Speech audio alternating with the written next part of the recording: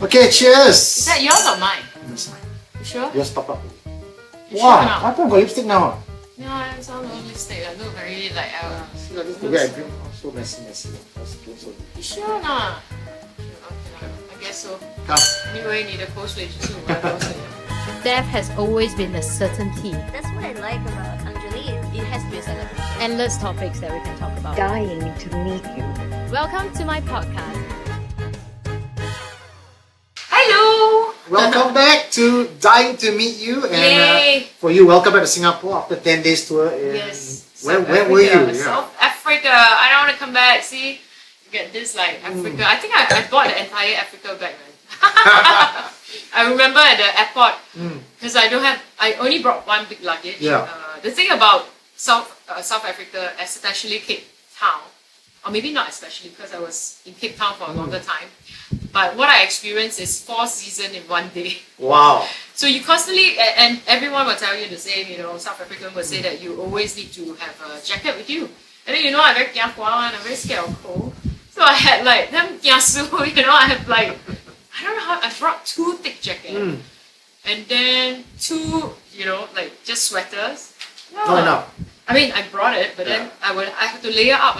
So I have like people layering only one, and I'm like, oh no, I'm always double other people. And during this trip, you met some wonderful guests. Right? It was really lovely.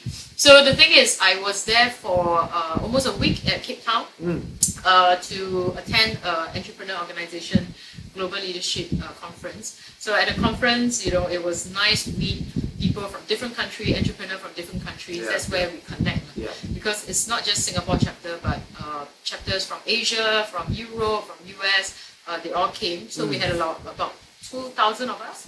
So it was nice to connect with them. Most memorable one, I have to say, it has to be the connection that I have with people, during my safari trip. So after Cape Town, I decided I wanted to do a solo trip. I did a solo traveling to... Sounds like a midlife crisis. Right? Yeah, like, oh, now that I have a child, I don't have the opportunity.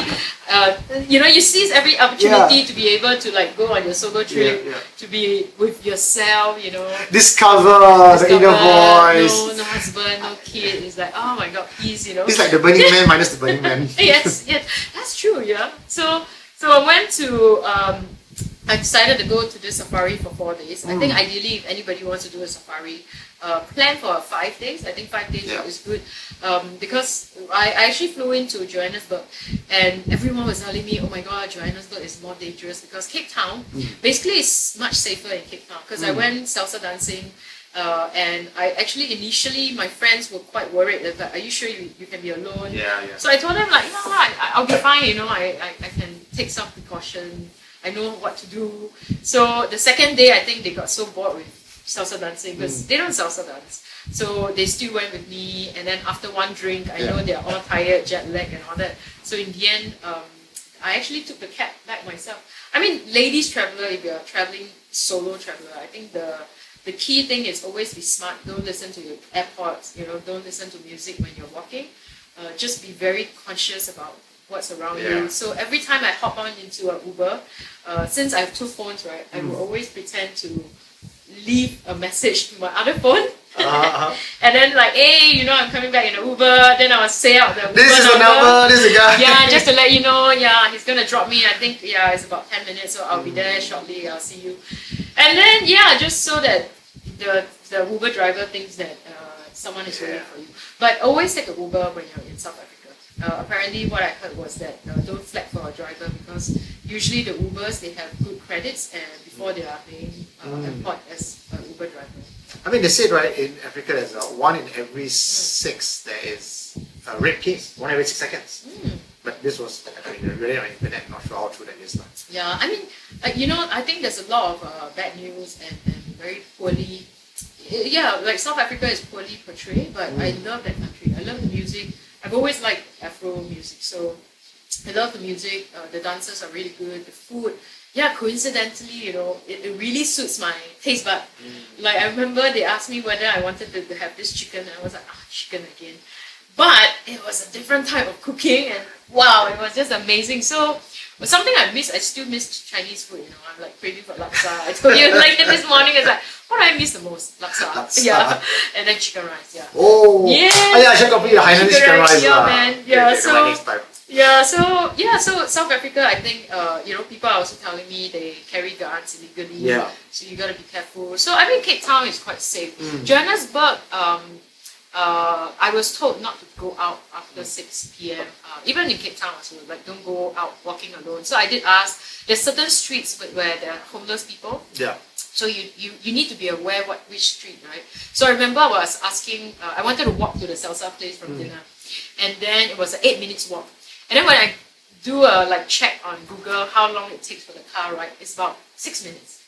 And then I was like, how much difference? Might as well just walk. Then I have to wait for Uber. And then they were like, no, get an Uber. I was like, okay, Walk along the fine. streets of Joburg at night on your own. Oh yeah. Singaporean woman, what are you thinking? Yeah. So anyway, I got an Uber lah. So Okay. so yeah, that's why. So So when I think of African, I think of funeral. Angjolie funeral, Africa. I think of the dancing pallbearers. I know.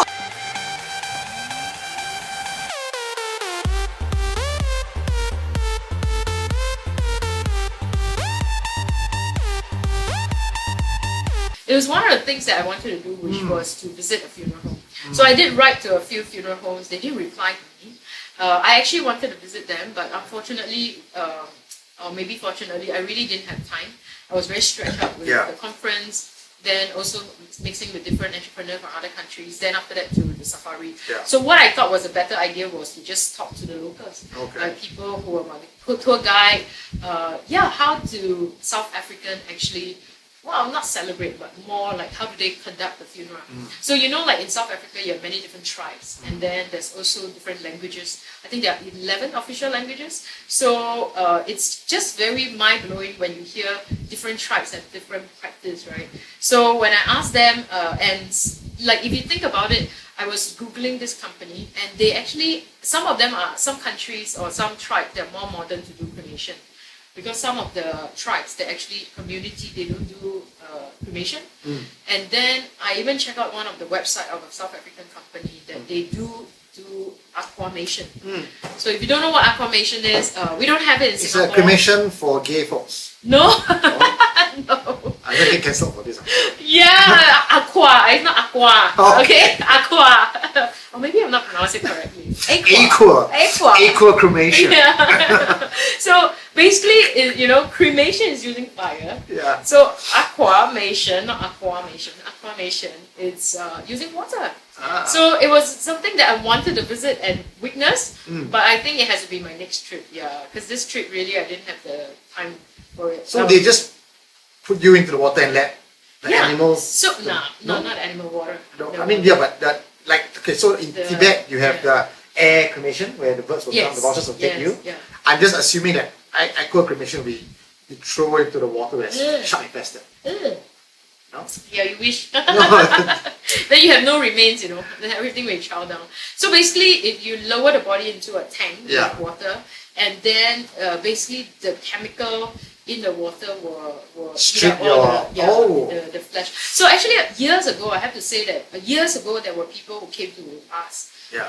I'm talking about maybe a decade or so, or more than that. Someone from China came to us and asked us if we wanted to install this tank into our shop, where this tank is the aquamation, and you could see through. Apparently, the tank is like a see-through, based on my memory. If my memory serves me correctly, of course, that the body will be lowered down, and then you get all the fine bones. So the thought of it was quite scary for me, because then you see the whole entire skeleton, right? But at the same time, what they're trying to promote is that it has less carbon footprint. It has only 1/10 of the carbon footprint as compared to a cremation. Yeah. Sounds like a serial killer's wet Idea. put inside a bathtub, then make sure the body Then after that, you just grind the powder, put it into a fertilizer, into a plant. Nobody know you kill somebody. Yeah.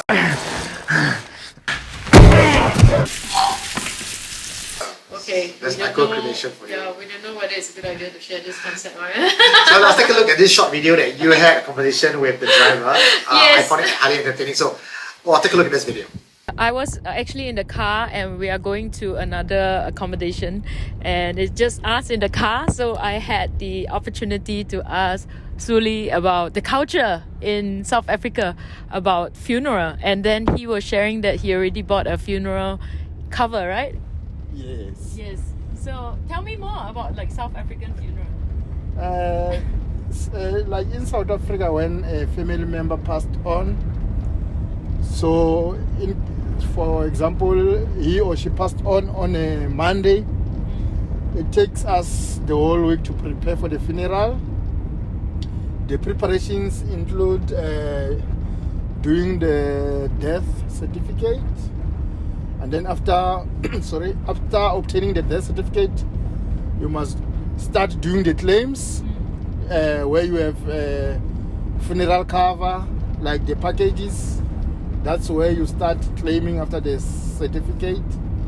And then on weekends, we usually do our funerals on weekends, Saturdays and Sunday. So after the whole week preparation, on a weekend it will be a funeral. So I heard that for the funeral you have to slaughter a cow. You said? Yes. For the funeral, you have to slaughter a cow. Depend on how the person who passed on, he was famous or not. If he's a big member in the community, sometimes we slaughter a cow or two, because the whole community will come. Maybe he was a school teacher or a politician, the whole community will come. So you have to slaughter 2 or more cows in order to cater all the community. So our funerals are very expensive here in South Africa, because food after the funeral, everyone must eat. Yes. And how much usually does a funeral in South Africa cost? Yeah, like I said, it depends on family. If it's a big member of the family or in the community, it's much expensive. They usually buy the most expensive caskets. And then also, it depends on the package you take with the funeral company. Yes. The higher package you take, the higher they pay you. They pay out. But I can say average plus minus 30,000 you spend for a funeral. 30,000 rand. 30,000 rand, yes. That's including burial plot. Burial, food, caskets and food. And that is I can say it's a middle class funeral, or the lower class funeral. For the high profile or working class, it's much expensive. So yeah, I heard that in South Africa that a lot of you have actually got the funeral cover, and you just said that your wife got you one just last week or last month. Last month, yes, my wife got one last month, because most of the people in the villages, they got there is this funeral, like local funeral covers we call society, where women in the village, they meet every month. They contribute, they write in the book.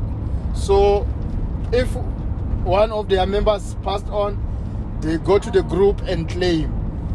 So now there is a lot of professional funeral services like AFBOB, well-known companies. So now people, they join well-known companies, and also in the village. Because in the village, it's good to have one funeral cover in the village with the locals, because it helps when you have a funeral. They come and help you, because you will need people to come and cook, clean and stuff like that. So how much is it like usually for even the village? Because I know that the village and the professional is different price, right? So the village, how much do you all have to contribute? The village, it costs as little as 50 rand a month per person. But if you've got a death in the group, there is the top up money that you bring just to top up the difference. Yes. Only when there is the premium can as little as 50 rand every month. But when in the group there is a death, they agreed. They do a constitution that when there is a death, every member must bring maybe extra 20 rand just to top up, because you are going to withdraw money and give it to the people who claim. Yeah. So when there is a death in the group, there is a certain amount they bring extra, not as a premium, just to top up. Yeah. Like the village help each other to pool together the money, like the finances to help out. Yes. Yeah. They select a committee, they go to the bank, they open an account. After the contribution, the following working day, they go and deposit that money. The person who's got death in the family will come and claim. But the main purpose in those groups is not like financially, it's hands, because they need each other to come and help during funeral, to work, to cook for the family, and people who come and give condolences. So the group will come and help, cook, wash, and stuff like that. So then the private company, usually how much do you have to pay on average? The private company is, it can start from around 250 rand, depend how many members you put, because they will ask you how many members are you putting. The more members you put, you include, the higher you pay. You are also allowed to put extended family, but the more you put members, the higher the premiums. Yes. Yeah. So why does your wife think that is a good idea for you to be in this cover?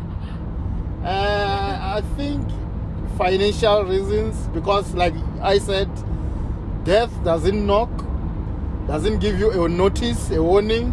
It can happen anytime. So it can happen while you've got no cent in the bank.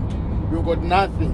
So the idea is when it happens, you are able to help the Yeah. family member or to bury the member without stressing. Because if you don't have a cover and it happens anytime without, you'll end up getting to the loan, want to have loans, borrow money and stuff like that. Yeah, and it's bad. I think this is something that Singaporeans, we need to learn from the South Africans, that a lot of people I met have actually got this insurance cover. So I'm very curious, like, how do South African dress for funeral? Do you have to wear black? So it depends on families, but mostly yes, it's black and white. And the ladies have to cover their head. They mustn't leave their hair out. For the men, and also long sleeve. Do you need to wear a suit? Family members, they agree on that. Let's all wear suit, black and stuff like that. But jacket is compulsory. You cannot go to a funeral wearing a shirt or something. Yeah, we all cover ourselves, ladies, both ladies and men. So do you all sing and dance at the funeral? Yes, depend on what the deceased was doing. If he was a dancer, there will be in the items there will be a time for dancing, but singing is compulsory. We sing and dance most of the time. Yes. So is it a common set of songs to sing, or Yes. your tribe song? There are common sense songs. There are common songs that are sang on funerals, known for mourning and giving condolence to the family. When you sing them, the family members, they feel better because they've got messages, those songs. Oh wow! So I'm very curious, like because just now you mentioned something about how long a woman and a man need to grieve when their partner passes away. So can you share that a little bit more? So when a husband passes away, how long should a wife mourn for the death? That also depends on tribes. It depends on tribe to tribe. Some tribe, like myself, I'm a Tsonga. If a husband dies, the wife must mourn for 12 months. If the wife dies, the husband must mourn for 12 months. So it depends with tribes. Some they take 6 months, some they take 3 months, depend from tradition to tradition, but the mourning is compulsory. So during that time, do they have to wear black, or during those time, is there anything they can't do? Because I know that you just said that they can't date or something. Yes, during those times, especially with the ladies, and it goes with tribes also. Some you will recognize them wearing black. There is a certain attire. They will be in black or in navy blue. The ladies, you see, you can identify her as a mourner. You can see, and when they walk, they put their hands on their back like this, walking like this. So you know this lady, she's mourning her husband. So if it's a man, also he will put his hands behind his back with his head covered. With his head covered with a hat or a cap. Oh wow. Yes. Oh, so it goes with different tribes. Yes, Different. Oh, I yes. see. So as a funeral attendee, like if you have to go for a funeral, what are the things that we need to bring? Like we need to bring money, or is it bring food? What do we bring for the family? Condolence, yeah. Yeah, during the week, during the preparation time in the week, villagers, visitors are allowed to bring food, cash to help the family. Usually it's food. So on the burial day, during the service, there is a time where also we are allowed to give condolences in terms of cash for the family, yes. Wow. So there's a lot of things to learn from South African. I learned so much this last few days just learning about how you value life also, like the way you party, the way you enjoy life, but yet at the same time you want to take care of your loved ones. That's why you all will do the preparation so much. Is there anything else you want to add, Suli? So far, no. I think we covered everything. Yes. And then maybe what I forget is during the morning time, Yes. when you mourn, the men and both men and women, you are not allowed to date during that time. You can't have sex until you finish Yep. your period, mourning period. Yes. If the family agree that you're going to mourn for a year as a woman, you're going to spend the whole year without dating. Without sex, you know. Yes, exactly. So do you have any advice for people who can't have sex, you know, for 1 year, and then what happens, right? So, some people, they say it's all in the mind. If you don't think about it, you won't. You have to meditate, self-meditate, or come to the safari a little bit more every day. Hang out with the animals, you know. All right, thank you so much, Suli. Thank You're you. welcome. Oh boy. So this trip was quite interesting because I met many different people in South Africa. So I wanted to know a little bit more about what do they do in their culture. So of course this driver, as we were going to another lodge in the safari, asked me, you know, it was just me and him, so asked me what I do. So when he heard about what I do, and he's like, oh, you know, it's so important to plan the funeral. So then that's when I realized that, you know, South Africans, they actually plan their funeral ahead of time. But maybe not plan, but more like they pay for the funeral. So they would get a funeral cover. And all the South African I met, and I asked, they all said the same thing.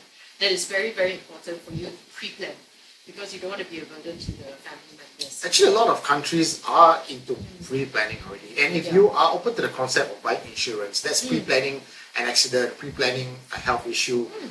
And death is a guarantee. It just doesn't make sense that you're not pre-planning for death. Yeah, absolutely. You know, I think that's the part where South Africans are very, very, they sort of normalize the conversation about death. Perhaps because people just get shot down, meet an accident, you know, anything can happen in South Africa. Mortality rate is very high. Yeah, mortality rate is very high. And then when I asked what's the average life expectancy, one of the guide actually told me it was about 50, 60 plus. Wow. Just very young. So I think that's the part where they also don't want to be a burden to the family members. So if you see from the video, they actually talk about how, as a community, they put in money, they pool money together. The Tom Tim. Yeah, Tong Tim, I don't know what you call that, right? In our kampung days, Yes. for the viewers who are not aware, in our kampung days, our grandparents' era, the village head will have a tin can where everyone will put in some money, and when there's a death in the village, they use this money to sort of, celebrate, not celebrate like that. Use it for the help bereaved. Yeah. So they actually, so when I asked him, he said they do like 50 rand, 100 rand is about $7.30. So you're talking about $3 per. And then you will have $50 rent, and then after that, if somebody dies, then everybody fork in another 20 rand. So when I asked him about how much it relatively costs, he said it's around 20,000 rand. So if you don't have the money or you don't prepare ahead of time, then you might not have a proper funeral for yourself. Yeah. And you end up your family having to get a loan. And I think there's also still this wide disparity in terms of the wealthy is really wealthy and the poor is really poor. So, but I think let's value the part where they really, really talk about death and prepare ahead of time. That to me was quite very admirable. Well, that's one culture that don't take death for granted, because death is at the doorstep almost every other day. Yeah, absolutely. Yeah. I think for us, we get the luxury of, don't talk about death, like as if death's not coming for us. I find that notion to be an ostrich putting the head in the sand. Yeah. Like, you may put the head in the sand and not talk about death, but when you're gone, you're not the problem anymore. You become the problem of other people around you. Yeah, exactly. So they actually share that they don't want to be a burden, right? So I think this is something that we Singaporeans can learn, to really value the fact that we don't know when things will happen. I think we're almost there. If you look at it now, the era is what we call a savage generation. The children can no longer take care of the parents the way they used to when you 3-4 children take care of 2 aging parents. Now the son or the daughter themselves have their own family and an aging parent, and cost of living is so high, they can no longer sustain that. And we are aware, and that's why a lot of families are saying, I am now earning enough for myself, I don't want to burden my kid, my funeral money is all settled. Yeah. So we are already partially in the mindset of pre-planning already. Maybe we are not open to the conversation yet, but the mindset already there. Yeah, I think like insurance now is more widely accepted. People are talking about insurance. But I guess at the end of the day, we also want to have insurance against our own passing, right? Survivorship. And I think now that COVID had happened, even more people are more aware. They want to do will writing. They want to. I have more will clients as well as pre-planning clients. They're coming to us more to do their planning. So so I think definitely our society is changing. But it could be also a dinner time topic. It doesn't need to be always a serious conversation. It can be, how do you want to be celebrated? Like South Africans, when I ask them, like, is there music? Is there dancing? Of course there's dancing, right? Of course there's music. So they will sing songs that is like to grieve about the person's passing. And it was interesting. I think, if you see in the video, what I didn't agree was that, when a man loses when a woman loses the husband, she has to be in grieving period for a year. So which means that she cannot date, she cannot have sex apparently for a year. Yeah. And then when a man loses the partner or the spouse, he just needs to be in grieving period for half a year. 6 months. Got 50% discount. Yeah. Why? Just because you're we a guy? have needs. I disagree there. So that's the part that I was telling him, like, what? I found that quite cute as well. Yeah, he's like, we need to procreate. It's like, and the woman doesn't. With the age, the clock ticking. Come on, girls need it too. So I think since you're on the topic, right? A decent, respectable length of time for grieving. I give you like 3 months. 3 months? 3 months. Like, wow. I would, if I die, also because you know why? In Chinese mythology, right? The spirit will come back in the 750 days and 100 days. So I don't want to come back, look at my wife, pop in and see her with another man, so at least let the 100 days pass first. Wow, okay. As a respect, 100 days. At least 100 days. Okay.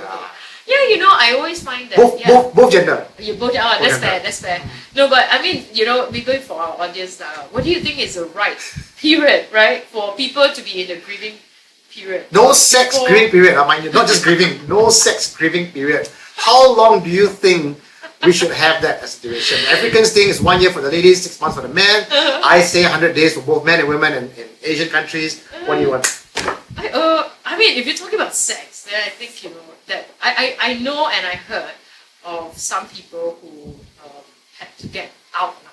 Yeah. You know, they needed to get out of their grief and they find ways now, right? Rebound sex. Yeah, maybe rebound sex or just to let it out. But I also have heard of people who just couldn't get into the intimacy with anybody. So I think to each his own as well. Okay. And then, but I don't feel that it's fair to like 6 months, 1 year, because in South Africa they will be judged. Yes. Like within 6 months, if a girl is seen with a man, another man, then she'll be judged, right? Yeah. So, but here I think in a more open society, yeah, we don't know. There are people who, next moment, you know, and there are also people who, take forever and they never move, or you never move out of grief. Like I always say, you only move forward with it. So it's how you accept and then how you move forward. Okay. For the rest of you listening, don't give me this Angjolie politically correct answer, okay? I want a number from you guys listening. 69 days. 69. That's the magic number. I think that's the beauty about funeral rites and culture. There is no one right and wrong. It's just so beautiful that you go to different places and you experience different culture and their different acceptability. You know, in that culture, you know, one of the beautiful things, you travel so much. You should really go with your 2 GGI Osmo Pocket 2 advice. Really go interview people and find out how funeral culture is done around the world. Yeah, so you know, like there's a this Netflix trip, show waiting to happen. Netflix. I would love to have the opportunity because you know, like once you listen and you actually observe. I think I talked about this in my previous podcast when I was in Varanasi. Varanasi is if anyone who are Indian listening, the audience who are Indian listening, Varanasi is actually a place where people actually go there to die. And it's such a holy place because they believe that if you go there to die and then you have your cremation done there, and then after that you go for ash scattering in that river, the Ganges River, it's actually to attain. It's the whole point is to attain enlightenment, but they call it moksha. Moksha, the So, idea of nirvana. Yeah, so it's very interesting when you hear that. And when I was in Varanasi and I actually went, unfortunately I couldn't share those footages, but the feeling I get when I was there was a sense of peace. You know, there's no loud cries, there's no one grabbing the departed, no, none of that. It was like they coming to term, like, oh, coming here, everything is like, very peaceful, you know. And I remember that we went there a bit late in the evening, so we were trying to get out in the evening. And when the lights started to come out in the middle of the night, at night, my God, it felt like I was at Times Square. It was buzzing, it was lots of lights. If you ask anybody about Varanasi, the minute I landed, I went to Varanasi, I felt like all my senses were invaded, right? So, and there was loud music, there was loud bright lights, the smell, the honking, or the constant honking, But the way they respected the other, that to me was a very interesting concept that there's no... they're grieving, but they don't grieve in such a way where, I can't, like in denial, they have accepted it. I can share a little bit about Indian burial as well. I was in India, North India. Yeah. And they will bring the body in a casket and they will build a pyre. There will be different pyres, their crematorium, right, beside the river. And they'll put the stakes, family members will come in, the whole kampong will come down and help. The whole kampong, there's a lot of people. Yeah. Then they will remove the body from the casket and put it in the fire, on the log to burn. And you're supposed to burn until dusk. Okay. You burn until dusk and there'll be ashes there. It is acceptable for anyone around, because it's very open, there's no room for you, it's just... Exactly, there's no room. There's no walls even. Yes. People can go there, take the ash from the departed, put it on their forehead. It's a mark of respect, and there's no fear of death, there's no fear of the deceased within the cemetery. And I was talking to young kids, I said, aren't you afraid? The body's burned. He says, no, because this is where Shiva lives. Yeah. it is Yeah. holy ground, and the ash of the departed is holy. It's not fearful. It's the opposite of fearful. Exactly. And but to us, like, oh, hey, crematorium are scary. So it's very different culture again. And Very. I didn't get a chance to speak with that because there were funerals going on, and I didn't think it was respectful to. Excuse me, Mister, can I interview you? Right? Yeah, of course, But, yeah. I would You love to do know. a documentary on that. Yeah. In fact, I think, definitely, the peace of them knowing that it's nearest to Shiva.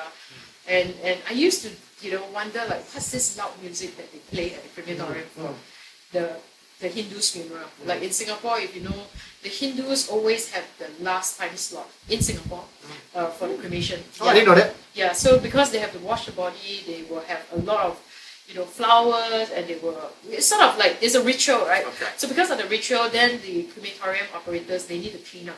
So because of that timing, that's why the cremation is always at the last time slot.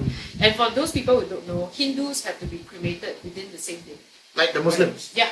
The Muslim will have to be buried, and then Hindus will have to be cremated within the same day. So that's why this whole part about, going there, and then they have this loud music that I never could understand, but later on then I realized the beauty of it after Varanasi, because it's actually like a chanting, is a prayer for Shiva. So then it became music to my ears, and I was like, wow, that's beautiful, And even when I was in Varanasi, because there's a small lane, right, they're all going towards the pyre, yeah. And then we were told, like, okay, move away, move the side. So it was such a small little alley. We all have to move and then lean against the wall. The body just come by. Yeah. So then you have 4 guys, they're holding, and they were chanting something. And then I think that one, I might have the footage. That one I think I'm okay to share, but not the one with the pyre. So but anyway, they were chanting and they were bringing the guy in, and there was no family members following. And then I was like, oh, okay. So no, and it looks like it's chaotic, but it's actually very organized chaos. Because when I start to observe, it's like, okay, there are like 12 bodies or 10 bodies being cremated at the same time, right? So apparently over at Varanasi, they don't have a casket. I don't see any casket.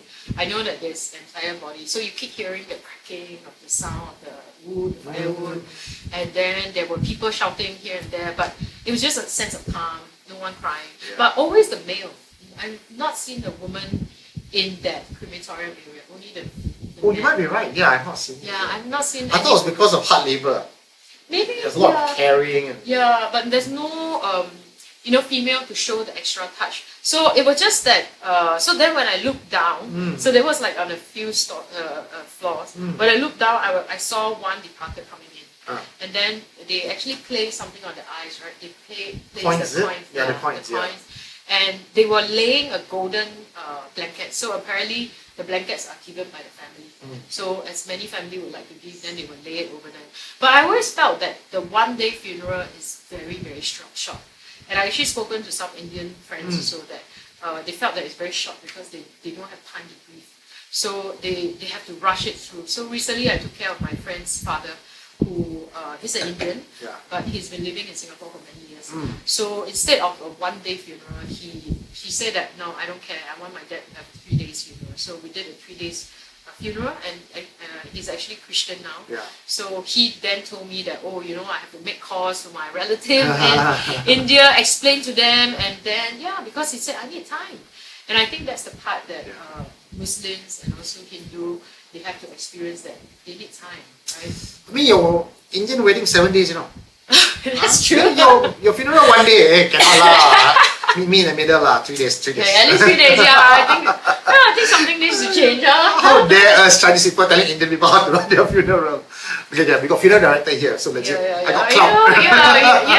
Chinese is like 3, 5, 7. So 1 day is really short, and I think a lot of family members they have to rush, they have to drop everything, and then they have to come. So I think it's even South Africa, when I was in Cape Town and I asked the tour guide, and they actually said that it may not be within the same week when you have a funeral service. It may be a few weeks later, because they have to take leave, they have to apply leave, and then they all have to come back for the funeral. Hong Kong also what? Richard Ng, he passed away a month ago. His wake was just last week. Yeah, 1 month so later. usually Hong Kong, 3-4 months, but the reason is... Yes, got no space. Yeah, they have no space, right? Space yeah, issue. so they have a space issue, and I think also I mean, there's not enough crematoriums. Yeah. So every culture has lessons that we can learn and apply, right? So what's next? Okay, this sounds like a funeral culture around the world kind of episode. Which country next? I want to challenge you. New Orleans. I love New Orleans. I heard that New Orleans funeral is like a jazz festival.